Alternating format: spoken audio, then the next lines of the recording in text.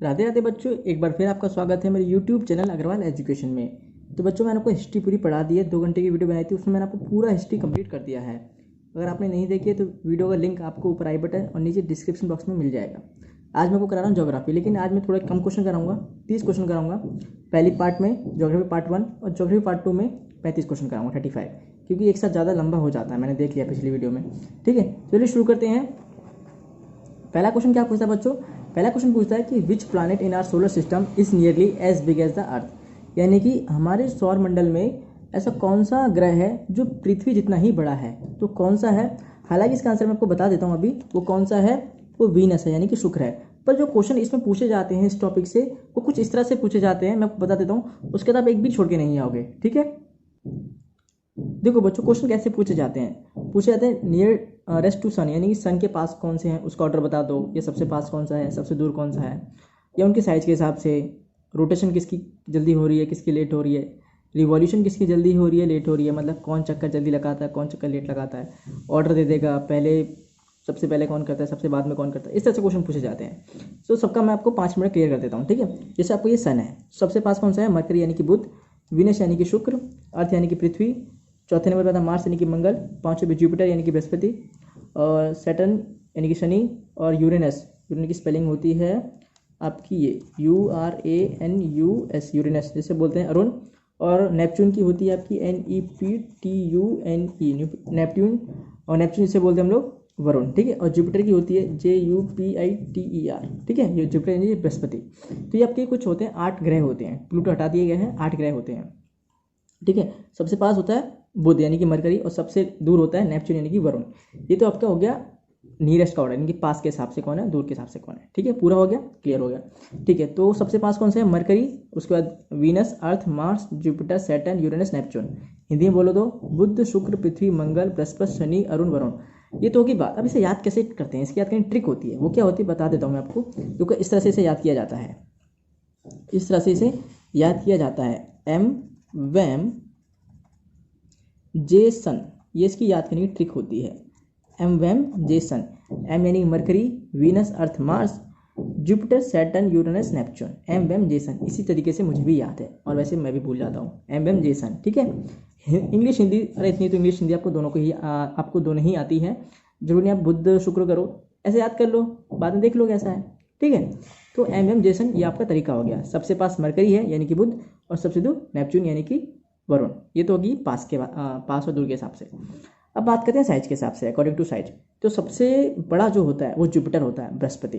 ठीक है, उससे छोटा शनि यानी सैटर्न, उससे छोटा यूरेनस, फिर नेपच्यून, फिर अर्थ, फिर वीनस, फिर मार्स, फिर मरकरी। मरकरी जो होता है सबसे छोटा होता है। ठीक है, जो सबसे पास होता है सन के, सूरज के, वो एक्चुअली सबसे छोटा ग्रह है। ठीक है, इसको याद कैसे करते हैं? इसके लिए भी ट्रिक होती है। कैसे होती है? जेसन और EVM इलेक्ट्रिक वोटिंग मशीन, और उसके बाद भी एक और है। ठीक है, जेसन, EVM और M। ठीक है, JSUN जेसन हो गया, EVM हो गया, और एक और M हो गया। और इसको ऐसे भी याद करते हैं कि बच्चे मार्स और मरकरी में कंफ्यूज ज़्यादा हो जाते हैं। तो जो सबसे पहले होता है पास के हिसाब से मरकरी, वो साइज में सबसे पीछे होता है। ठीक है, ऐसे याद कर लेते हैं। ठीक है, ओके, हो गया बच्चों याद? ओके, इसके भी ये MVEM JSUN। ठीक है, कोई दिक्कत नहीं, ये हो गया पास के और साइज के हिसाब से हो गया। अब बात करते हैं रोटेशन और रिवॉल्यूशन की। तो रिवॉल्यूशन क्या होता है? रिवॉल्यूशन यानी कि जब कोई प्लैनेट यानी कि जो कोई भी ग्रह, उस सूरज का, ये सूरज आपका, ठीक है, वो उसका कितने टाइम में चक्कर कंप्लीट करता है, कितने दिनों में या कितने सालों में करता है। तो सबसे जल्दी कौन करता है? मरकरी करता है, 88 दिन में कर देता है। उसके बाद वीनस जो 224 दिन लेता है। फिर पृथ्वी जो कि 365 दिन 6 घंटे लेती है, पर यहाँ दिन में लिखा हुआ है मैंने। मार्स जो कि 687 डेज लेता है। जुपिटर यानी कि बृहस्पति जो 12 साल लेता है। सैटर्न शनि जो कि 29 साल लेता है एक चक्कर कंप्लीट करने में सूरज का। यूरेनस जो कि अरुण 84 साल लेता है, 84 ईयर्स। और नेपच्यून जो कि 165 साल लेता है। सोचो क्या बीतती होगी बेचारे पे, 165 साल में एक चक्कर उसका कंप्लीट होता है। ठीक है, ओके, और इसे याद कैसे करेंगे? तो जो सेम ये है ना, पास वाला ऑर्डर है, Mercury, Venus, Earth, Mars, Jupiter, Saturn, Uranus, Neptune, वही सेम ये भी है। ठीक है, यानी कि अगर आपने पास के हिसाब से याद कर लिया, इसका मतलब आपने रिवॉल्यूशन याद कर लिया। ठीक है, एम वैम जेसन। अरे खुद ही समझ जाओ ना यार, पास यही है तो जल्दी सबसे जल्दी यही कंप्लीट करेगा ना, वो दूर है तो इतना लंबा चक्कर मारना पड़ेगा उसे। ओके, हो गई बात। अब बात करते हैं रोटेशन और रिवॉल्यूशन। रोटेशन में फ़र्क आपको पता ही होगा बच्चों। रिवॉल्यूशन क्या होता है, जब कोई भी प्लैनेट सूरज का एक चक्कर कंप्लीट करता है, वो कितने भी दिनों में करे कितने भी सालों में करे, वो बात की बात है, ठीक है। हाँ, रोटेशन क्या होता है, जब कोई प्लैनेट अपनी ही एक्सिस पे एक चक्कर कंप्लीट करता है। जैसे ये आपको मान लो ये हो गया, ये आपका अर्थ है मान लो। अब अर्थ इस सूरज का पूरा एक चक्कर कंप्लीट करेगा, 365 दिन में करता है, तो वो का रिवॉल्यूशन। अब ये सूरज पृथ्वी है, अर्थ है, वो अपना ही एक चक्कर अपनी एक्सिस पर ही जो एक चक्कर कंप्लीट करती है उसे रोटेशन कहते हैं, ठीक है। तो उसका याद करने का ऑर्डर क्या होता है, जुपिटर, सैटर्न, नेपच्यून, यूरेनस, अर्थ, मार्स, मरकरी, वीनस, ये आपको उसमें याद करना है, ठीक है। इसका कोई ऑर्डर होता नहीं है थोड़ा सा, ठीक है, लेकिन याद कर लेना। इसमें सबसे ज़्यादा जो पूछा जाता है वो सबसे जल्दी कौन करता है रोटेशन और सबसे लेट कौन करता है, वीनस। यानी कि अपना एक चक्कर अपनी एक्सिस पर जुपिटर सबसे तेज कर देता है, जल्दी करता है, और वीनस सबसे टाइम लगाता है। अब सूरज का एक चक्कर सबसे जल्दी कौन करता है, वो मरकरी यानी बुध करता है, और सबसे लेट कौन करता है, नेपच्यून यानी कि वरुण करता है। कोई दिक्कत नहीं, सब मैंने लिखा हुआ है अलग अलग, ठीक है। कंफ्यूज होने की मतलब ही नहीं बनता, कंफ्यूज होने का, ठीक है। अब आगे कुछ बता देता हूँ।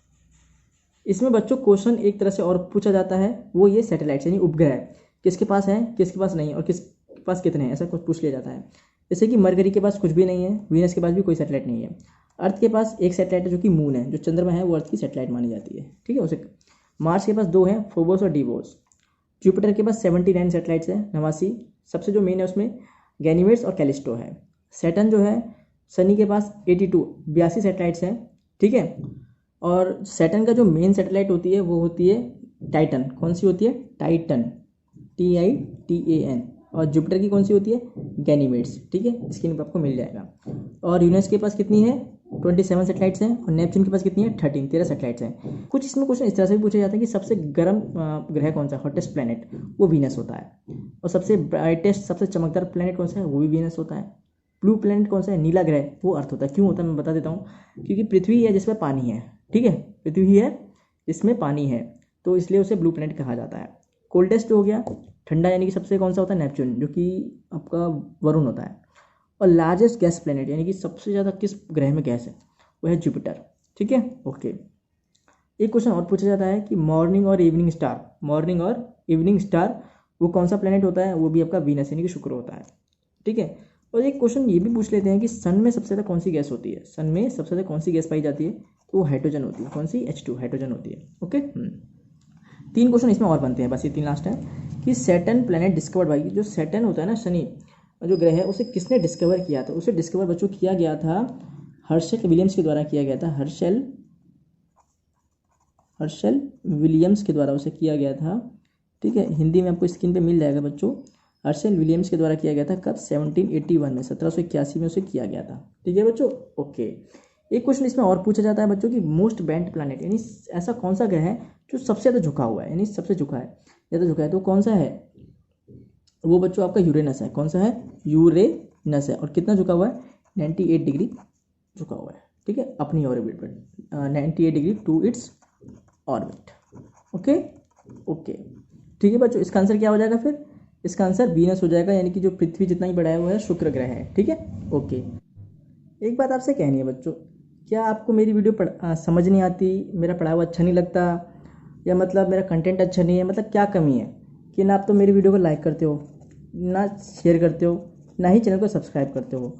मैं जो वीडियो बनाता हूँ सभी के लिए बनाता हूँ, बीएड के लिए भी, गवर्नमेंट एग्ज़ाम के लिए भी, यूपी टेट, सब जगह ये आपकी पूछी ही जाती है, जनरल स्टडीज़ जो होती है। मैं देखता हूँ कि मेरा कंटेंट काफ़ी लोगों से काफ़ी मतलब बहुत अच्छा है, फिर भी चैनल ना सब्सक्राइब हो रहे हैं, ना लाइक करते हो बच्चों, मतलब क्या कमी है, क्या मुझे यूट्यूब छोड़ देना चाहिए? आप कमेंट करके बता दो, मैं तो वो भी कर दूंगा। तो मुझे वीडियोस मैं बना ही नहीं करूँगा, कि जब बच्चों को पसंद ही नहीं आते तो बनाने से फ़ायदा ही क्या है। लेकिन अगर आती है तो फिर आप क्यों नहीं करते हो, ना लाइक करते हो, ना शेयर करते हो, ना चैनल को सब्सक्राइब करते हो, ठीक है बच्चों। अगर आपको पसंद आती तो ये किया कीजिए, ठीक है, मोटिवेशन मिलती है आगे वीडियोस बनाने की। वरना ऐसा लगता है कोई पसंद ही नहीं कर रहा, कोई मतलब फ़र्क ही नहीं पड़ रहा, तो ना किसी को नॉलेज मिल रही, ना कंटेंट अच्छा है, तो फिर बनाने का कोई फ़ायदा ही नहीं है। तो फिर मैं खुद ही छोड़ दूंगा यूट्यूब पे वीडियो बनाना, ठीक है। तो अब अगर ऐसा इस वीडियो के बाद पता चलेगा, अगर इस पर रिस्पॉन्स अच्छा आता है तो मैं आगे वीडियो बनाने की सोचूंगा, ठीक है। अगले क्वेश्चन पे चलते हैं। अगला क्वेश्चन क्या है हमारा, अगला क्वेश्चन है हमारा कि वायुमंडल की सबसे निचली परत कौन सी है, यानी कि the lowest layer of atmosphere is, तो मैं आपको बता देता हूँ कैसा होता है। देखो बच्चों, कुछ इस तरह से आपका होता है, ठीक है। सब ये मान लो आपका अर्थ है ये, ठीक है, आपका ये अर्थ है, ये आपका अर्थ है, ठीक है। सबसे जो नीचे है वो ट्रोपोस्फियर है, इसको मैंने हिंदी में भी यहाँ लिखा हुआ है, जिसे बोलते क्षोभ मंडल कहते हैं। उसके बाद स्ट्रेटोस्फियर आता है जिसे समताप मंडल, मेसोस्फियर जिसे मध्य मंडल, और थर्मोस्फियर जिसे ताप मंडल, और एक्सोस्फियर जिसे बाह्य मंडल कहते हैं। और जो ट्रोपोस्फियर होता है वो अर्थ से 10 किलोमीटर ऊपर तक होता है, ठीक है। और स्ट्रेटोस्फियर होता है वो अर्थ से 50 किलोमीटर ऊपर तक रहता है, और मेसोस्फियर अर्थ से 80 किलोमीटर ऊपर तक रहता है, और थर्मोस्फियर 500 से 600 किलोमीटर तक ऊपर रहता है, ठीक है। अब ओजोन सभी को पता है किस में आती है, वो इस स्ट्रेटोस्फियर की लेयर में आती है, यानी कि यहाँ पे करीब आती है, ठीक है। यहाँ पे आपकी ओजोन आती है। Okay okay. एक क्वेश्चन इसमें और पूछा जाता है कि ऐसी कौन सी लेयर है जो स्ट्रेटोस्फियर और ट्रोपोस्फियर को अलग कर देती है। उसे ट्रोपोपोज भी कहा जाता है, ट्रोपोपोज भी उसे कहा जाता है, ट्रोपोपोज, PAUSE, ठीक है। उसे ये जो अलग करता है स्ट्रेटोस्फियर और ट्रोपोस्फियर को, उसे ट्रोपोपोज भी कहा जाता है। ये हो गया बात, ठीक है। और अब आती है बात कि किस में बारिश होती है, किस में सैटेलाइट लगे हुए हैं, किस में प्लेन उड़ते हैं, किस लेयर में, किस में माउंट एवरेस्ट है, किस में हम रहते हैं, ये क्वेश्चन पूछे जाते हैं। तो हम किस में रहते हैं, we live in troposphere layer पे, यानी कि यहाँ पर रहते हैं। और माउंट एवरेस्ट भी कहाँ पे, यहीं पे है। और प्लेन कहाँ उड़ते हैं और ओजोन कहाँ पे है, ये स्ट्रेटोस्फियर में होती है, ठीक है। और बारिश किस में होती है, वो ट्रोपोस्फियर में ही होती है। और सैटेलाइट्स जो उपग्रह होते हैं, जैसे लगा दिया ना, टेक्नोलॉजी जो लगा रखी होती है ना, वो जैसे कि आप स्क्रीन पे देख पा रहे हो, तो कहाँ पे होते हैं वो, किस लेयर में, थर्मोस्फियर में होते हैं, ठीक है बच्चों। सारा क्लियर हो गया, आगे बढ़ते हैं। तो आपकी सबसे नीचे कौन सी होगी, आपकी ट्रोपोस्फियर होगी सबसे नीचे, यानी कि क्षोभ मंडल आपका सबसे नीची परत होती है, और सबसे नीची लेयर यानी कि ट्रोपोस्फियर होता है, ठीक है बच्चों। आगे बढ़ते हैं, ठीक। तो क्या आंसर हो जाएगा बच्चों इसका, आपका आंसर इसका बच्चों हो जाएगा ट्रोपोस्फियर हो जाएगा, जिसे हम लोग बोलते हैं क्षोभ मंडल कहते हैं, क्षोभ मंडल इसे बच्चों हम कह रहे होते हैं, ठीक है। ये हमारी सबसे निचली परत होती है वायुमंडल की। क्लियर हो गया, ओके। अब आते हैं नेक्स्ट क्वेश्चन, क्या है हमारा, सबसे ऊंचा पठार कौन सा है। मैं बता चुका हूँ, शायद पहले भी बता चुका हूँ, हिस्ट्री में भी बता चुका हूँ कि सबसे ऊंचा पठार कौन सा है, हाईएस्ट प्लेटू। एक होता है सबसे ऊंचा पठार, एक होता है सबसे बड़ा पठार, ठीक है। यानी सबसे हाईएस्ट प्लेटू कौन सा है, वो होता है आपका लद्दाख प्लेटू होता है, ठीक है। सबसे ऊंचा है वो पठार। एक पूछा था सबसे बड़ा कौन सा है, तो सबसे बड़ा जो है वो आपका दक्कन प्लेटू है। कौन सा है वो, आपका दक्कन प्लेटू है। और ये आता कहाँ पे है, ये बच्चों आपका आता है आंध्र प्रदेश में आता है। कहाँ पे आता है, आंध्र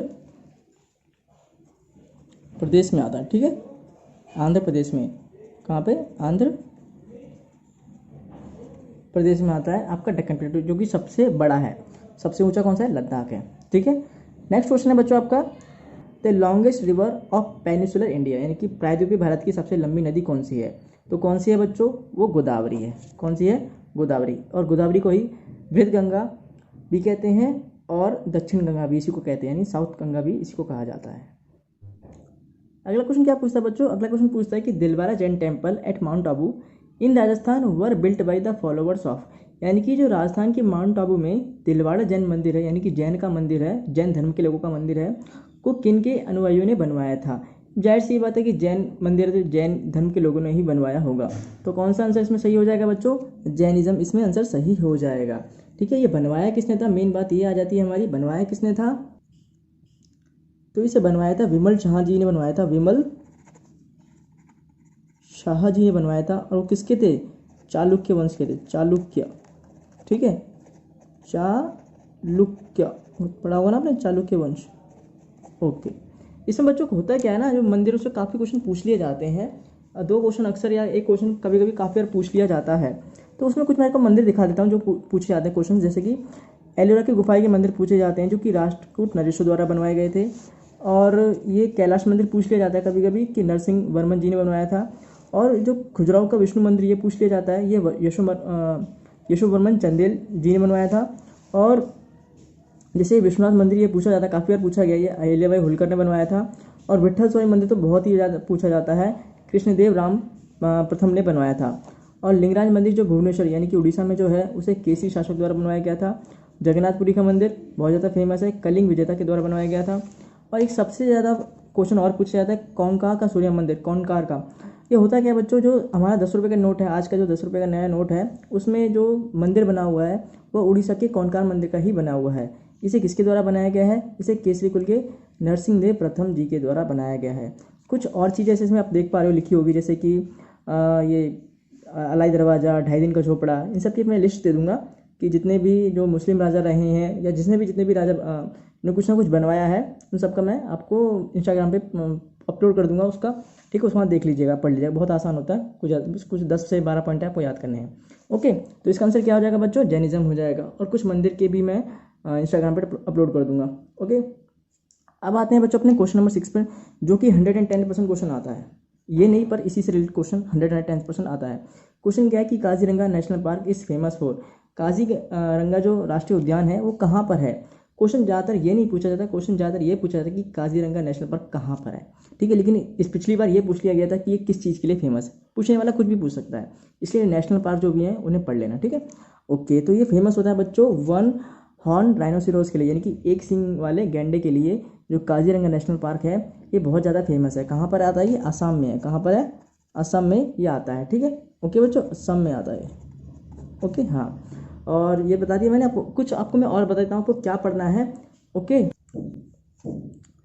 तो बच्चों जैसे कि आप देख पा रहे हो यहाँ पे आपको कुछ पार्क दे रखे हैं, ठीक है, वाइल्ड लाइफ सेंचुरीज। तो इसमें आपको क्या करना है बच्चों, इसमें से कुछ काफ़ी क्वेश्चन इसी में से पूछे जाते हैं, यानी कि नेशनल पार्क आपके दे रखे हैं। जैसे कि कौन कौन से, जैसे मैं जो रेड पेन से टिक कर रखे ना, जैसे काजीरंगा नेशनल पार्क हो गया, दचिगम सेंचुरी हो गया, ये सारे पार्क ही होते हैं, ठीक है।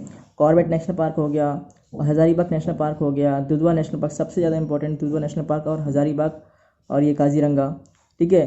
दफा नेशनल पार्क ये पूछा जाता है, बहुत बार पूछा जाता है। तो ये जो रेड पेन से टिक कर रखे हैं आप उसे नोट कर लीजिएगा, स्क्रीनशॉट साथ के साथ ले लीजिए, ठीक है। इंस्टाग्राम पे भी मैं अपलोड कर ही दूंगा, ठीक है। और इनके ये कहाँ पर है, ठीक है, सिर्फ ज़्यादा कुछ नहीं पढ़ना, जैसे कि कहाँ पर है, जैसे कि आपका ये हो गया दुधवा नेशनल पार्क यूपी में है, तो जो यूपी बीएड का एग्जाम देने वाले हैं तो वो तो जरूर इसको पढ़ के जाएँ, ठीक है। तो ये कुछ इंपॉर्टेंट होते हैं, जैसे Dachigam, Kaziranga, Dudhwa, Corbett national park, ये सब कुछ पूछे जाते हैं, ठीक है। अब एक एक नंबर इंपॉर्टेंट होता है, तो क्यों, एक जब पता ही है कि इसमें से क्वेश्चन आना है तो क्यों ना पढ़ लें उसे, क्यों एक नंबर अपना गंवाना, एक एक नंबर से सिलेक्शन रुक जाता है बच्चों का। ओके, ठीक है बच्चों, तो ये हो गया हमारा। अब आते हैं अपने अगले क्वेश्चन पर। अगला क्वेश्चन हमसे क्या पूछता है? अगला क्वेश्चन हमसे पूछता है बच्चों ये पूछता है कि मानसरोवर झील यानी लेक मानसरोवर कहाँ पर है। तो बच्चों कहाँ पर है? बच्चे कंफ्यूज हो जाते हैं, तिब्बत और चाइना में। तो आंसर इसका क्या है बच्चों? तिब्बत है। लेक मानसरोवर कहाँ पे है? ये तिब्बत में है। ओके ओके, नेक्स्ट क्वेश्चन आता है बच्चों, बहुत इंपॉर्टेंट क्वेश्चन है कि प्राइम मेरिडियन पासेस थ्रू। जो प्राइम मेरिडियन होती है यानी कि देशांतर रेखा जो होती है वो कहाँ से गुजरती है? ये बहुत इंपॉर्टेंट क्वेश्चन है और बहुत बार एग्जाम में पूछा जाता है। तो कहाँ से गुजरती है बच्चों? ये गुजरती है ग्रीनिच से गुजरती है, ग्रीनिच से गुजरती है। ये बेसिकली ग्रीनिच कहाँ पे आता है? ये बच्चों आपका आता है इंग्लैंड में आता है। कहाँ पे आता है? इंग्लैंड में आता है, ठीक है। इंग्लैंड से, यानी कि ये इंग्लैंड से होकर गुजरती है, ठीक है। जो प्राइम मेरिडियन होती है यानी देशांतर रेखा कहाँ से गुजरती है? ये इंग्लैंड से गुजरती है, यानी ग्रीनिच से गुजरती है। इस लाइन को एक लाइन के नाम से और जाना जाता है, लाइन ऑफ लॉन्गिट्यूड भी इसे कहा जाता है, यानी कि देशांतर की लाइन कह सकते हैं, देशांतर की रेखा कह सकते हैं। तो देशांतर रेखा के नाम से भी जाना जाता है इस ग्रीनविच को। ओके बच्चों, और एक और इसमें चीज़ पूछी जाती है कि this is a set of 0 degree longitude. ये भी पूछ लेता है कि ये किस मतलब डिग्री क्या है इसका, कभी कभी पूछ लेता है 0 डिग्री लॉन्गिट्यूड यानी कि कितना डिग्री देशांतर है, ये पूछ लिया जाता है। तो कितना ही 0 डिग्री लॉन्गिट्यूड है। ओके बच्चों, कोई दिक्कत इसमें बिल्कुल भी नहीं। आगे बढ़ते हैं। नेक्स्ट क्वेश्चन है बच्चों, नेक्स्ट क्वेश्चन क्या है हमारा? नेक्स्ट क्वेश्चन कहता है कि saddle peak the highest peak of Andaman Nicobar island, यानी कि जो अंडमान निकोबार आइलैंड का जो, यानी उस द्वीप का जो सबसे उसकी ऊंची चोटी है, शिखर जो है, सैडल पीक कहते हैं जिसे, वो कहाँ पर है? पल्याण शिखर, अंडमान निकोबार द्वीप का सर्वोच्च शिखर है। इसको सैडल पीक को हिंदी में कहते हैं पल्याण शिखर। वो कहाँ पर स्थित है? तो बच्चों कहाँ पर है वो बताओ, कहाँ पर है? वो है बच्चों आपका नॉर्थ अंडमान में है। कहाँ पे? यानी कि उत्तर अंडमान में आपका स्थित है। ये बात आपकी यहाँ पे हो जाती है। एक क्वेश्चन इसमें और पूछा जाता है बच्चों कि ये जो आपका है ना ये अंडमान निकोबार, इसकी राजधानी क्या है? पूछ लेते हैं कभी, जो जैसे हम जानते हैं अंडमान निकोबार क्या है, एक हमारा यूनियन टेरिटरी है, यानी कि केंद्र शासित प्रदेश है, ठीक है। तो इसकी राजधानी क्या है? तो इसकी राजधानी बच्चों जो है ना पोर्ट ब्लेयर है। क्या है? Port Blair. इसकी राजधानी क्या है बच्चों? पोर्ट ब्लेयर इसकी राजधानी है, ठीक है। हिंदी में भी ऐसे लिखते हैं, पोर्ट ब्लेयर,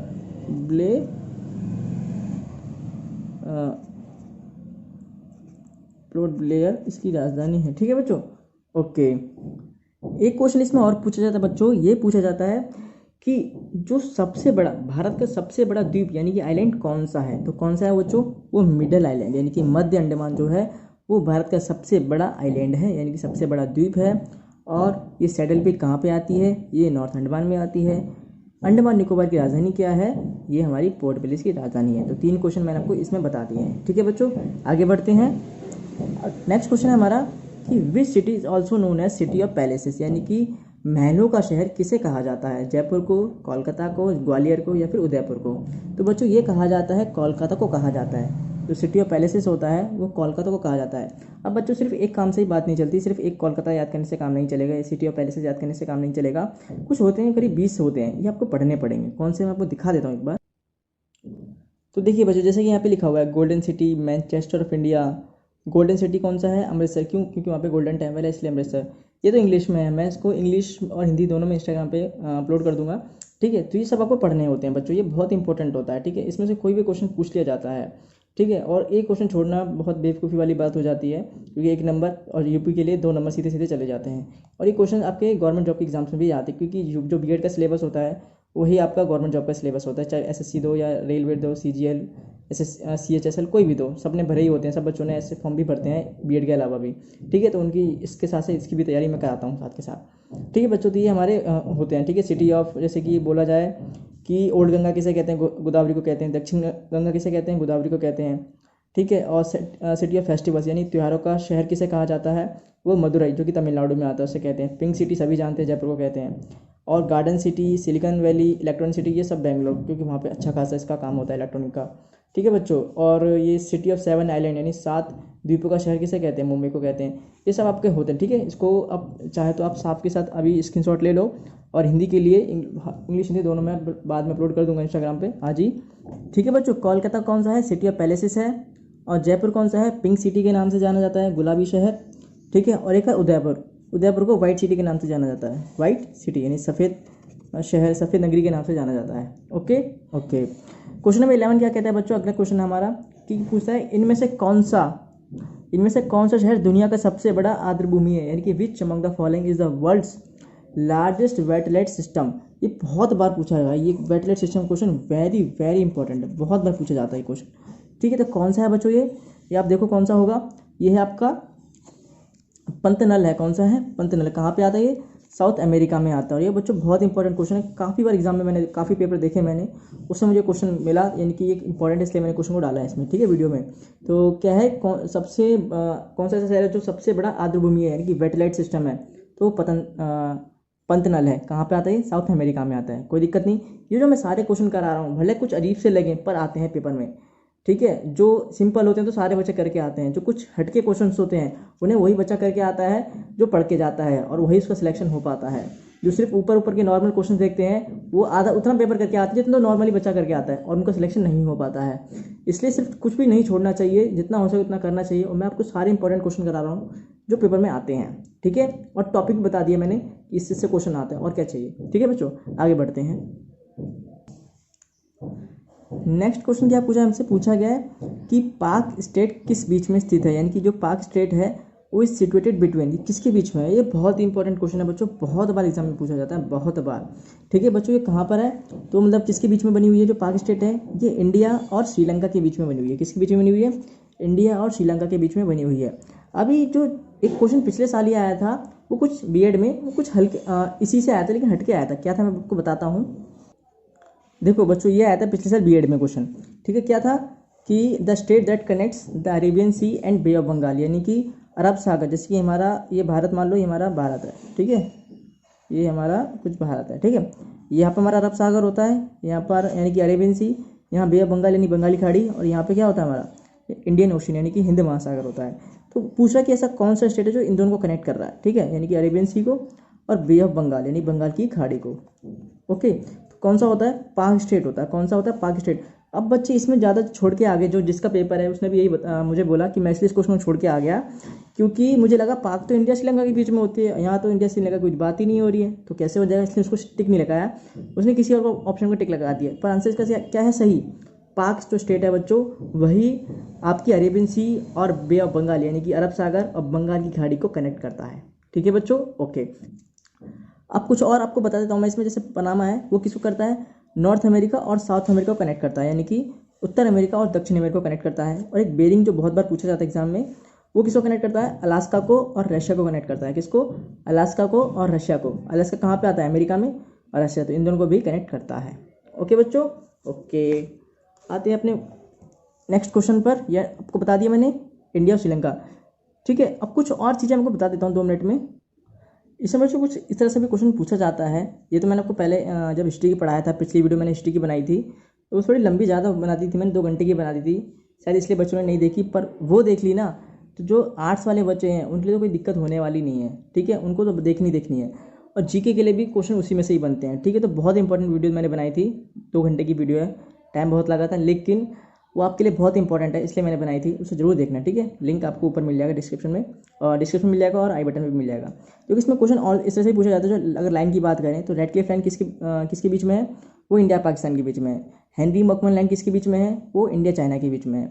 और ड्यूरेंट लाइन किसके बीच में है, वो पाकिस्तान अफगानिस्तान के बीच में है। इसको मैंने इंस्टाग्राम पे पोस्ट कर दूँगा मैं इसके। ठीक है, और कुछ और भी पूछा जाता है। ये जो 4 पॉइंट है, इस तरह से भी इसमें भी क्वेश्चन पूछा जाता है। वो क्या है कि 17th पैरेलल लाइन, यानी कि 17वीं समांतर जो रेखा है, वो किन देशों के बीच में है, तो वो है नॉर्थ वियतनाम और साउथ वियतनाम के बीच में है।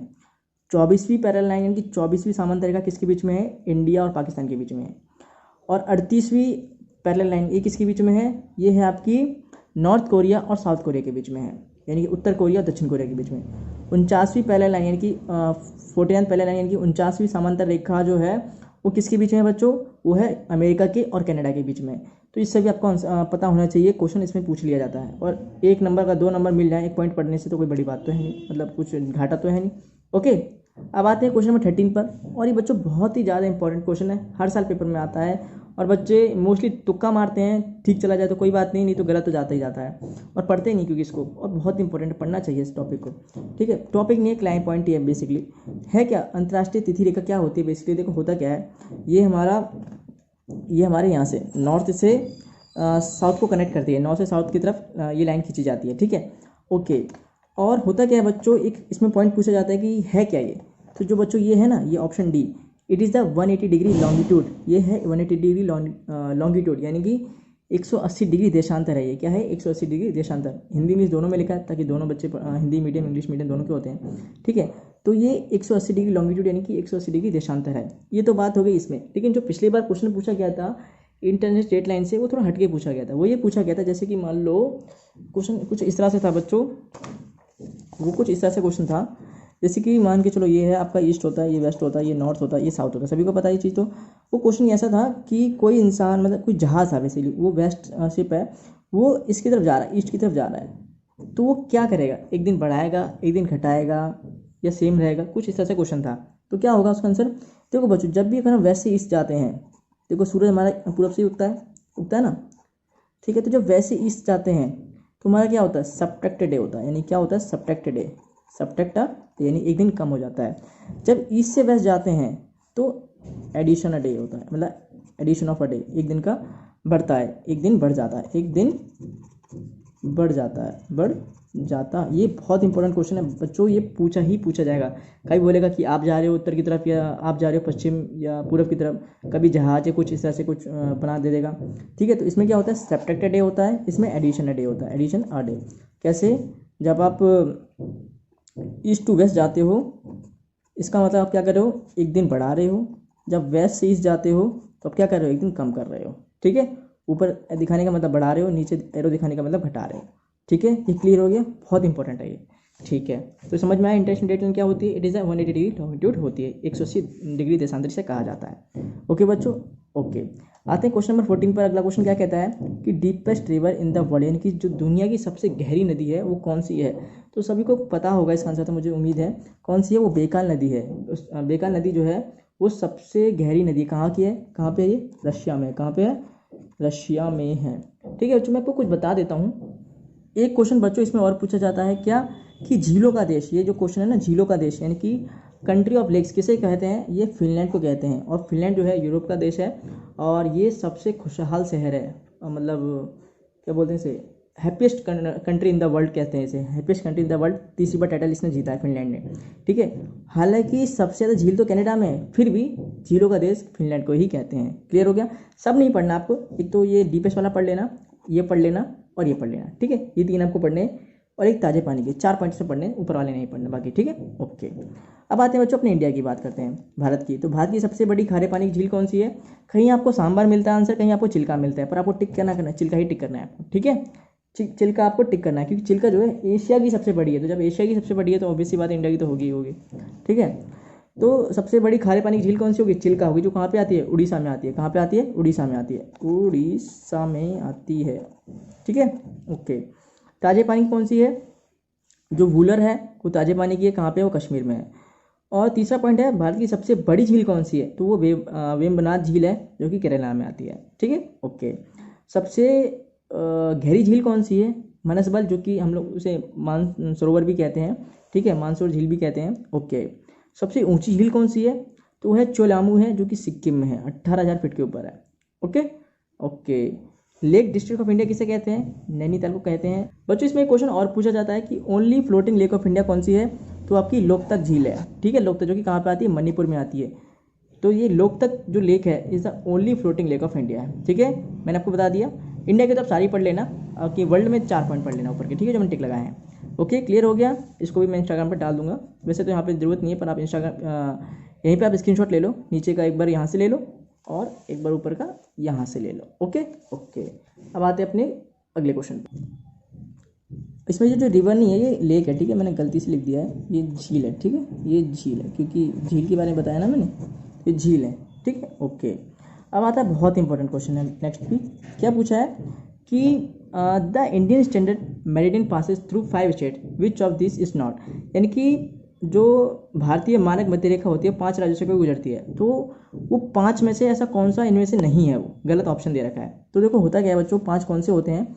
यूपी होता है, एमपी होता है, और आपका छत्तीसगढ़ होता है, छत्तीसगढ़ होता है, उड़ीसा होता है, और आंध्र प्रदेश होता है, और आंध्र प्रदेश होता है। यानी कि कौन सा इसमें नहीं है? बिहार आपका नहीं है, यानी कि अब क्या टिक करना पड़ेगा? कोई बिहार टिक करना पड़ेगा। और ये बच्चों इंपॉर्टेंट क्वेश्चन है, बहुत ज़्यादा पूछा जाता है ये क्वेश्चन, ठीक है, कि जो भारत की मानक मध्य रेखा होती है ऊपर से नीचे 5 राज्यों से गुजरती है, कौन से 5 राज्य हैं? कभी ये पूछ लेगा कौन सा है, कभी ये पूछेगा कौन सा नहीं है, कैसे भी पूछ सकता है, पर आपको ये 5 के 5 पढ़ने हैं, ठीक है। ओके, आगे बढ़ते हैं। अगला क्वेश्चन क्या कहता है बच्चों? क्वेश्चन नंबर 16 बहुत इंपॉर्टेंट क्वेश्चन है। क्या कहता है? The Chinese river known as Yellow River, यानी ऐसी कौन सी चीन की नदी है जिसे पीली नदी भी कहते हैं? तो कौन सी है? वो है बच्चों आपकी ये है हुआंग हो है, ठीक है, ये है आपकी। और बच्चों जो आपकी हुआंग हो है ना, ये आपकी दूसरी second largest river of Asia, ठीक है, एशिया की, ठीक है। और पहली कौन सी है? पहली कौन सी है? पहली आपकी ये यांगचे कियांग है, ये आपकी पहली है, और ये आपकी दूसरी है। एशिया की पहली और सबसे लंबी नदी कौन सी है? यांगचे कियांग है, और दूसरी कौन सी है? हुआंग हो है। और ये हुआंग हो है उसी चाइनीज नदी को येलो रिवर के नाम से भी जाना जाता है। अटपटा क्वेश्चन है, तभी पेपर में आया हुआ है, और बच्चे ने छोड़ के आए हैं बहुत बच्चे से, ठीक है, पेपर में आया हुआ था क्वेश्चन। तो क्लियर हो गया बच्चों? अब आते हैं बच्चों अपने क्वेश्चन नंबर 17 में। क्या पूछता है? बहुत अच्छा क्वेश्चन है कि which of the following is called the lungs of the earth, यानी कि पृथ्वी के फेफड़े किस देश को कहा जाता है? किसको कहते हैं? तो जहाँ पे सबसे ज़्यादा मतलब हरियाली है, पेड़ पौधे हैं, पेड़ हैं, तो उसी को ऑब्वियसली बातें कहते होंगे। तो किसे कहते हैं? ब्राज़ील को कहते हैं। किसे कहते हैं बच्चों? ब्राज़ील को कहते हैं, ठीक है। तो ब्राज़ील जो कंट्री है उसे हम लंग्स ऑफ द अर्थ भी उसे कहा जाता है। क्लियर हो गया? ओके, अब आते हैं बच्चों क्वेश्चन नंबर 18 पर। बहुत इंपॉर्टेंट क्वेश्चन है, ये भी बहुत बार पूछा गया था कि why was Tendulkar committee constituted, यानी कि जो तेंदुलकर समिति थी किस लिए उसका गठन किया गया था? बेरोजगारी मापने के लिए, गरीबी मापने के लिए, कृषि उत्पादन मापने के लिए, या फिर ग्रोथ रेट, जो ग्रोथ हो रही है उसकी जो रेट है दर मापने के लिए। तो किस लिए? गरीबी मापने के लिए, टू मेजर पॉवर्टी। तो गरीबी मापने के लिए तेंदुलकर कमेटी बनाई गई थी, ठीक है। कौन सी कमेटी बनाई गई थी? तेंदुलकर। और ये सचिन तेंदुलकर नहीं है, सचिन तेंदुलकर जी नहीं है, ये कौन है? ये हैं सुरेश तेंदुलकर जी हैं। कौन है? सुरेश तेंदुलकर। सुरेश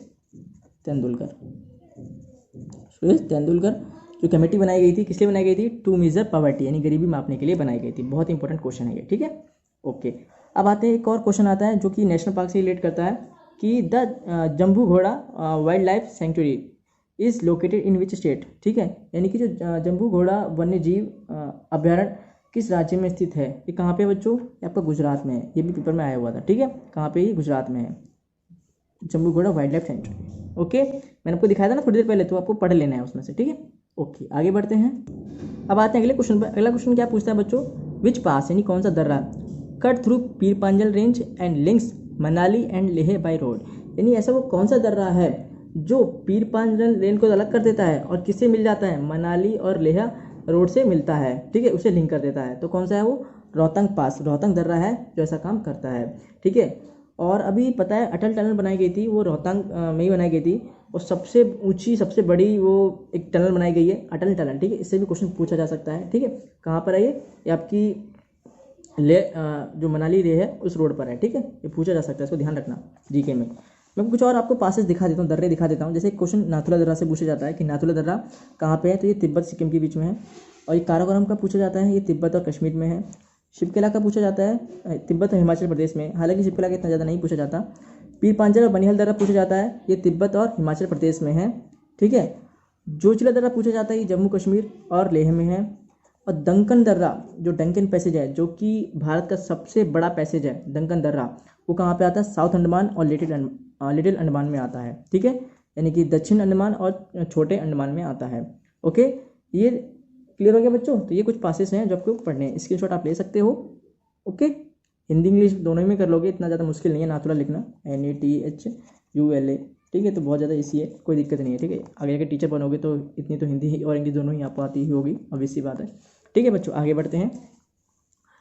तो इसका आंसर क्या हो जाएगा, रोहतक पास इसका आंसर हो जाएगा। अब आते हैं क्वेश्चन नंबर 21 पर। क्वेश्चन नंबर 21 क्या कहता है बच्चों, देखो, which foreign country is closest to Andaman island. यानी कि बहुत अच्छा क्वेश्चन है, बहुत बार एग्जाम में पूछा जाता है, वेरी इंपॉर्टेंट, कि कौन सा देश है जो अंडमान द्वीप के बिल्कुल पास है। ठीक है, कौन सा है वो, कौन सा देश है वो, म्यांमार है। कौन सा है, म्यांमार है। क्लियर हो गया, ओके, आगे बढ़ते हैं।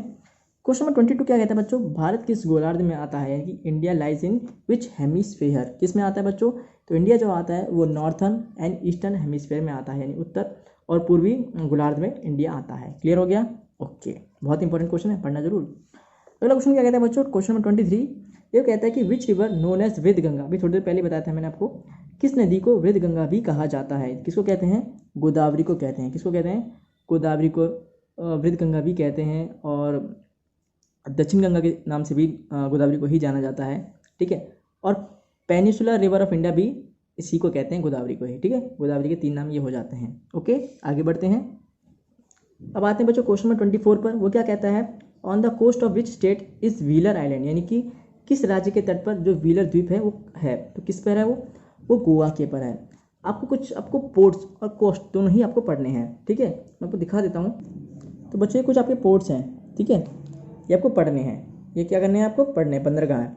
ठीक है, तो ये कुछ आपके मेजर पोर्ट्स दिखा रखे हैं, बहुत जो बड़े बंदरगाह हैं वो आपको दिखा रखे हैं कि कौन कौन से हैं। जैसे एक कोलकाता का है, इसका नाम हालांकि चेंज कर दिया गया है, इसका नाम रख दिया गया है श्याम प्रसाद मुखर्जी पोर्ट कर दिया गया है कोलकाता पोर्ट का।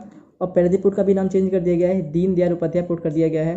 ठीक है, विशाखापट्टनम पढ़ना चेन्नई का, और ये एनोरे का, टुटिकॉन, कोचिन, और ये न्यू मैंगलोर, बर्मगांव, जवाहरलाल नेहरू, मुंबई और कैंडला। ठीक है, ये आपको पोर्ट पढ़ने हैं बच्चों।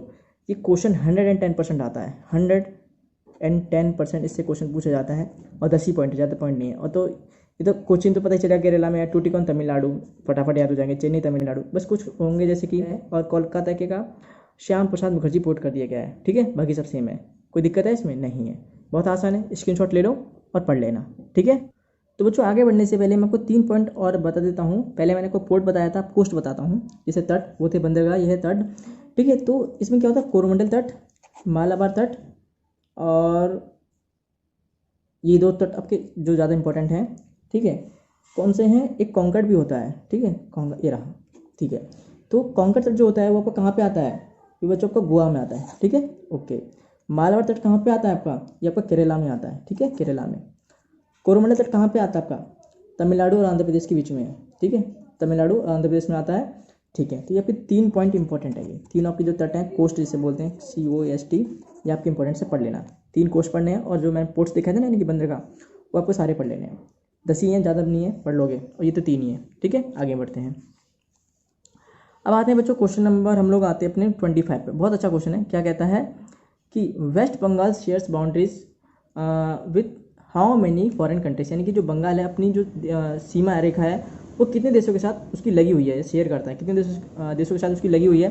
तो बच्चों ये लगी हुई है 3 देश के साथ। और वो कौन से 3 देश हैं और कैसे इसको हम याद करते हैं ये मैं आपको बता देता हूँ। ओके, तो बच्चों होता क्या है, हमारे भारत देश के 8 पड़ोसी देश हैं, 8 पड़ोसी देश हैं। ठीक है, ओके। तो 7 के कुछ लाइन्स होती हैं, 7 से हमारी लाइन कनेक्ट करती है, क्योंकि जो श्रीलंका होती है वो तो समंदर से है तो उसको तो अलग ही कर देते हैं। पर जो 7 बाकी के देश हैं वो हमारे भूमि से भी होते हैं, ठीक है, लैंड से भी होते हैं। तो वो कैसे हम लोग कैसे याद कर सकते हैं, पूछा जाता है कि राज्य कौन सा भारत का राज्य इस देश से लग रहा है, इस देश से लग रहा है, तो ये पूछा जाता है बहुत ज़्यादा। तो मैं को बता देता हूँ कैसे आपको याद करना है। ठीक है, सबसे शुरुआत करते हैं ए से, यानी कि अफगानिस्तान से। तो जो अफगानिस्तान है वो जम्मू कश्मीर से लगा हुआ है। ठीक है, ओके, याद हो गया फटाफट। दूसरा बांग्लादेश पढ़ते हैं। तो बांग्लादेश जो है 5 राज्यों से लगा हुआ है, असम, मिजोरम, त्रिपुरा, मेघालय और पश्चिम बंगाल। इसे हम याद कैसे करते हैं, इसका याद करने की जो ट्रिक होती है वो कुछ होती है, अमित मेघा करके कुछ होती है। तो अमित यानी ए से आपका असम हो गया, मी से मिजोरम हो गया, त से त्रिपुरा हो गया, मे यानी कि मेघालय हो गया, और हा का कुछ नहीं होता, बस आपको ये पश्चिम बंगाल याद कर लेना है। ठीक है, जब है नहीं ट्रिक इतना तो कर ही सकते हो ना, ऐसे है भी नहीं, बहुत आसान है। अमित मेघा, असम, मिजोरम, त्रिपुरा, मेघालय और पश्चिम बंगाल, बस हो गया यार, बहुत आसान है। ओके, ठीक है, ये तो बंगाल की बात होगी। अब भूटान की बात करते हैं। देखो भूटान में क्या होता है, जैसे भूटान जो है वो 4 राज्यों से हमारे देश से लगा हुआ है, हमारे देश के 4 राज्यों से भूटान लगा हुआ है, अरुणाचल प्रदेश, असम, पश्चिम बंगाल और सिक्किम। ठीक है, तो ये इसको हम याद कैसे करते हैं, इसको याद करते हैं अरुणा आप बहुत सीधी हो, अरुणा यानी अरुणाचल प्रदेश, आ यानी कि आसाम, और बहुत यानी कि बंगाल, और सीधी यानी कि सिक्किम। ठीक है, याद हो गया।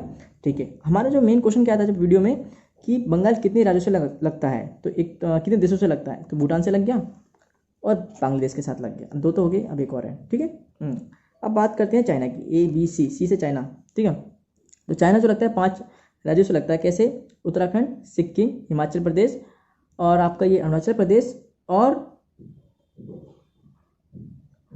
आपका ये जम्मू कश्मीर से लगता है। ठीक है, जम्मू कश्मीर से। इसे याद कैसे करते हैं, उ सी ह ज, उसी हज पर जाऊंगा, जैसे कि होता है ना कि जो किस हज पर जाना, मतलब ऐसा मान के चलो उसी हज पर जाऊंगा। ठीक है, तो ऐसे याद करने का तरीका होता है ये। तो उ यानी कि यू से उत्तराखंड हो गया, सी से आपका सिक्किम हो गया, एच से हिमाचल प्रदेश हो गया, अ से आपका अरुणाचल प्रदेश हो गया, और जे से आपका जम्मू कश्मीर हो गया, उसी हज। ठीक है, याद हो गया, 5 राज्यों से लगा हुआ है, कोई दिक्कत बिल्कुल भी नहीं, पूछा जाता है ऐसा। नेपाल कितने से लगा हुआ है, नेपाल भी 5 से लगा हुआ है, उत्तराखंड, यूपी, बिहार, सिक्किम और पश्चिम बंगाल। ये हमारा तीसरा आंसर हमें मिल गया कि बंगाल किन देशों से लगता है, एक तो बांग्लादेश, भूटान और नेपाल से लगता है। पर आपको नेपाल जो है कितने राज्यों से लगा हुआ, भारत की 5 से, कौन कौन से, उत्तराखंड, यूपी, बिहार, सिक्किम और बंगाल। इसे याद कैसे करते हैं, उत्तर उत्तर बस पंचर हो गई, ये इसका याद करने की ट्रिक होती है। ठीक है, उत्तर उत्तर बस पंचर हो गई, उत्तर यानी कि उत्तराखंड, द्वारा से उत्तर यानी यू यानी कि यूपी और उत्तराखंड हो गया। ठीक है, बी से मतलब बस, जो बस है वो बिहार हो गई, पंचर यानी पी से पश्चिम बंगाल हो गई। ओके, कोई रहता नहीं क्या, हाँ, बस में क्या होता है, बी और एस दोनों आते हैं, तो इसको बी से आपको करना है बिहार और एस से आपको करना है सिक्किम। अभी आपको थोड़ा अटपटा लग रहा होगा, पहले मुझे भी लग रहा था, पर मेरे को इसी ट्रिक से भी याद है और मैं वैसे भूल चुका हूँ। पर मैं जैसे पढ़ता हूँ ना, उत्तर उत्तर बस पंचर हो गई, तो हाँ मुझे याद आ जाता है, उत्तराखंड, यूपी, बिहार और सिक्किम और ये आपका बंगाल। ठीक है, थोड़ा बहुत 2-4 बार प्रैक्टिस करोगे तो हो जाएगा, और सबसे आसान ट्रिक है यार, इससे ज़्यादा कोई आसान है भी नहीं, या तो फिर डायरेक्ट याद कर लो। ठीक है, अब रहेगा म्यांमार। म्यांमार क्या है, म्यांमार लगता है 4 राज्यों से लगता है भारत के, कौन कौन से, मेघालय, मिजोरम, अरुणा, नागालैंड। इसे बोलते हैं हम लोग मैमी अरुणा, मी अरुणा। ठीक है, ये 4 होते हैं, मेघालय, मिजोरम, अरुणाचल प्रदेश और नागालैंड। इसमें बच्चे ना कन्फ्यूज बहुत ज़्यादा होते हैं मेघालय, मिजोरम, मणिपुर में, क्योंकि एम से आते तीनों के दिनों, तो याद करना मेघालय, मिजोरम, अरुणाचल प्रदेश, नागालैंड। ठीक है, अब आएगा पाकिस्तान। पाकिस्तान भारत के 4 राज्यों से लगता है, कौन कौन से, इसलिए आतंकवादी जो होते हैं ज़्यादातर इधर से ही आते हैं, क्योंकि पंजाब से लगता है, राजस्थान से, गुजरात से और जम्मू कश्मीर से लगता है। ठीक है, ओके, पंजाब, राजस्थान, गुजरात, जम्मू कश्मीर से ज़्यादातर लगता है, और मेनली तो ज़्यादातर जो पाकिस्तान लगा है वो जम्मू कश्मीर से ही लगा हुआ है। ठीक है, तो ये इसका याद करने का तरीका क्या होता है, पंगू राज होता है। क्या होता है, पंगू राज, पंगू यानी कि पंजाब, गु यानी कि गुजरात, आर यानी कि राजस्थान और जे यानी कि जम्मू कश्मीर। इससे आसान तरीका ना तो है ना ही होगा, ठीक है। ये आपके 7 राज्य ये हो गए और श्रीलंका को अलग कर लेते हैं। हालांकि पड़ोसी देश में 8 होते हैं और ऐसे हम लोग 7 का याद करके चलते हैं, ठीक है। आगे बढ़ते हैं अगले क्वेश्चन पर, ठीक है बच्चों। तो हमारा ये 3 नहीं है, 2 नहीं, सॉरी 3 है। ये 3 से लगा हुआ है। जो बंगाल जो है वो उसकी जो रेखा है, लाइन है, वो 3 देशों से लगी होती है। किस किस से बताया मैंने आपको? भूटान से, बांग्लादेश के साथ और आपके नेपाल के साथ, ठीक है। ओके, ये 3 के साथ लगी है। ओके, अगला क्वेश्चन क्या पूछता है बच्चों? इसमें आपको 30 क्वेश्चन कराऊंगा, 30 क्वेश्चन, और बाकी के 35 क्वेश्चन मैं ज्योग्राफी पार्ट 2 में कराऊंगा, ठीक है। क्योंकि पिछली बार मैंने बहुत ज़्यादा लंबी कर दी थी तो ज़्यादा बच्चों ने नहीं देखी, 2 घंटे की बहुत ज़्यादा हो जाती है लंबी वीडियो, पर इसमें मैं छोटी रखूँगा 30 क्वेश्चन की, ठीक है। ओके, क्वेश्चन 26 क्या कहता है बच्चों? The Karakoram highway connects which of the following pairs of countries. यानी कि जो काराकोरम हाईवे है वो किस से जोड़ता है, किस जोड़ से मिलता है? India Nepal, India China, India Pakistan या इंडिया चाइना पाकिस्तान। तो बच्चों ये मिलता है, ये जोड़ता है चाइना पाकिस्तान, क्योंकि इन्होंने ही बनवाया था ये, ठीक है। चाइना पाकिस्तान जो काराकोरम हाईवे है वो किसके द्वारा बनाया गया था? चाइना पाकिस्तान के द्वारा बनाया गया था, इसलिए वो इन्हीं को जोड़ता है, चाइना पाकिस्तान को। ओके, अब आते हैं बच्चों क्वेश्चन नंबर 27 क्या कहता है? बहुत अच्छा क्वेश्चन है, काफ़ी बार पूछा भी गया है। इन which state Guru Shikhar peak located. यानी कि जो किस राज्य में जो गुरु शिखर चोटी है वो स्थित है? तो कहाँ पे? ये राजस्थान में है। राजस्थान में कहाँ पे? माउंट आबू, ठीक है। ओके, आगे बढ़ते हैं बच्चों। नेक्स्ट क्वेश्चन क्या है हमारा कि which of the following is not a sea port. यानी कौन सा जो बंदरगाह है इनमें से समुद्री बंदरगाह नहीं है? तो कौन सा नहीं? वो आपका धर्मा जो है ना, वो आपका समुद्री बंदरगाह नहीं है। बाकी सॉरी बच्चों, एक चीज़ गलती हो गई मुझे आपको बताने में कि जो दीनदयाल उपाध्याय जो नाम अभी चेंज किया गया है वो किसका किया गया है?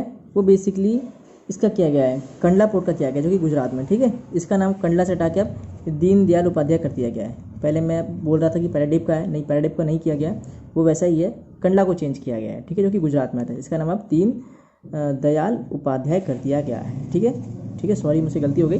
ओके बच्चों, तो क्वेश्चन ये था हमारा कि which of the following is not a sea port. कौन सा इनमें से जो समुद्री बंदरगाह नहीं है, ये क्वेश्चन हमारा पूछा गया था इसमें, ठीक है बच्चों। ओके, तो कौन सा नहीं है? वो धर्मा नहीं है। बाकी पैराडीप है जो आपका कहाँ पे आता है? ये आपका उड़ीसा में आता है। कहाँ पे? उड़ीसा में आता है, उड़ीसा में आता है। और ये डायमंड हार्बर आपका बंगाल में आता है, ठीक है। ओके, ठीक है बच्चों, कोई दिक्कत बिल्कुल भी नहीं। और ये हल्दिया भी आपका बंगाल में ही आता है, ठीक है। ओके, अब आते हैं नेक्स्ट क्वेश्चन, शायद आ गया, हाँ आ गया। Which port has been renamed as Deendayal port of India. अभी मैंने आपको बताया था कि मुझसे गलती हो गई थी पहले। तो कौन सा चेंज किया है? वो कंडला को चेंज किया गया है, जो कि गोवा में आता था, सॉरी गुजरात में आता था, ठीक है। गुजरात में कहाँ पे है? ये गुजरात में आता है। और इसका नाम कंडला से उठा के क्या कर दिया गया है? दीनदयाल पोर्ट इसका नाम कर दिया गया है, ठीक है बच्चों। ओके, अब आते हैं बच्चों क्वेश्चन नंबर 30 पे, जो कि इस वीडियो का लास्ट क्वेश्चन है। बाकी क्वेश्चन मैं आपको ज्योग्राफी पार्ट 2 में कराऊंगा, ठीक है। तो क्या है? What is the sex ratio of India according to census 2011। यानी कि भारत का लिंग अनुपात क्या है 2011 जनगणना के अनुसार, ठीक है। अभी तो सिर्फ सेंसस 2011 चल रहा है। अभी जब सेंसस 2021 आ जाएगा ना, तो जो बच्चे 2022 में पेपर देंगे उनके लिए दिक्कत ज़्यादा हो जाएगी। 2011 का भी पढ़ना पड़ेगा और 2022 का 21 का भी पढ़ना पड़ेगा, और फिर कंपेयर में पूछा जाएगा कि इसमें क्या फ़र्क आया। फिलहाल तो 2011 के भी जो इस साल पेपर देंगे उनके लिए तो फ़ायदा है, सिर्फ 2011 का पढ़ना है। 22 में देंगे ना 2022 में, उनकी दिक्कत हो जाएगी, दोनों का पढ़ना पड़ेगा, ठीक है। तो सेंसस 2011 के अनुसार क्या हुआ था बच्चों? जो सेक्स रेशियो है उससे नंबर दिए जाते हैं। तो क्या है वो नंबर? 933, 937, 940 या 943? वो है 943, 943 है सेक्स रेशियो। तो बच्चों ये हालांकि ज्योग्राफी की वीडियो है, हिस्ट्री की मैं पहले से बना चुका हूँ। इसके बाद पॉलिटिक्स की बनाऊंगा, उसके बाद मैं इकोनॉमिक्स की बनाऊंगा। उसमें मैं ये जो भी है ना, सेंसस हो गया और जो भी आपके ये पंचवर्षीय योजना जिसे बोलते हैं, 5 ईयर प्लान्स, वो सब मैं आपको कराऊंगा, ठीक है। ओके, तो फिलहाल आपको थोड़ी चीज़ बता देता हूँ इसी में। तो बच्चों को क्या पढ़ना है? बेसिकली आपको ये पढ़ना होता है जैसे कि ये सेक्स रेशियो है वो कितना है? 943 है। और डेंसिटी पूछेगा तो डेंसिटी पूछेगा तो वो कितनी है? 382 है। और ग्रोथ रेट पूछेगा 2011 सेंसस के हिसाब से तो कितनी थी ग्रोथ रेट? 17.70 थी। और लिटरेसी रेट कितनी थी? वो लिटरेसी रेट जो थी वो 73% थी ओवरऑल, ठीक है, मेल और फीमेल दोनों को मिला के। ये तो ये बात। इसमें और क्वेश्चन पूछे जाते हैं, कुछ इस तरह से पूछे जाते हैं कि सबसे ज़्यादा लिटरेसी किसकी है? तो लिटरेसी सबसे ज़्यादा सभी को पता है केरला की है। ये सब मैं आपको इकोनॉमिक्स में पढ़ाऊंगा, ठीक है। अभी ज़्यादा वीडियो को लंबा नहीं करते हैं, ये सब मैं आपको इकोनॉमिक्स में पढ़ाऊंगा, ओके, ठीक है बच्चों। तो मैंने आपको ये 30 क्वेश्चन करा दिए, 30 क्वेश्चन, बाकी के 35 क्वेश्चन मैं आपको ज्योग्राफी पार्ट 2 में कराऊंगा, ठीक है। और ये सारे क्वेश्चन पेपर में आते हैं, चाहे बीएड हो, चाहे कोई गवर्नमेंट जॉब का यानी कि SSC, railway, CGL, CHSL, MTS, कोई भी हो, पटवारी, कुछ भी हो, ये सब पूछे जाते हैं। प्लीज़ वीडियो को लाइक कीजिए, चैनल को सब्सक्राइब कीजिए, अपने सभी दोस्तों में शेयर कीजिए, चाहे वो कोई गवर्नमेंट जॉब की तैयारी कर रहा है, चाहे वो बीएड की तैयारी कर रहा है, ठीक है, ताकि मेरा चैनल बड़ा हो सके, ठीक है। मिलते हैं अगली वीडियो में। राधे राधे।